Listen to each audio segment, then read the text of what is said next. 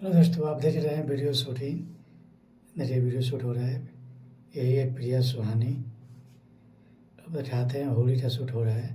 ओम प्रकाश अकेला मैथिली सिंगर, उसी का वीडियो शूट हो रहा है। आप लोग पूरे वीडियो में बना रही है, गाड़ी पूरा अंत तक वीडियो देखिए शूटिंग कैसे होता है।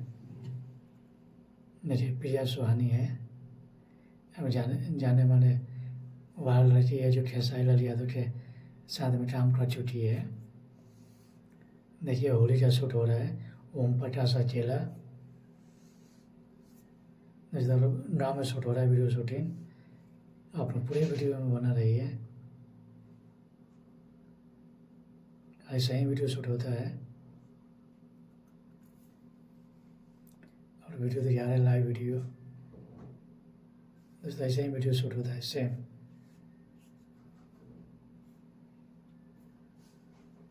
एक प्रिया सुहानी है।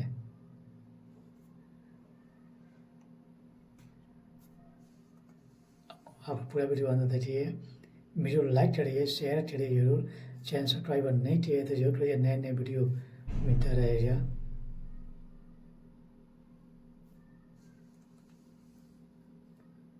अब दिखा रहे हैं। दोस्तों आप सभी को वीडियो देखने के लिए दिन से थैंक यू, धन्यवाद। ज़्यादातर वीडियो शेयर करिए, लाइक करिए, कमेंट करिए। नए नए वीडियो मिलता रहेगा आप लोग का।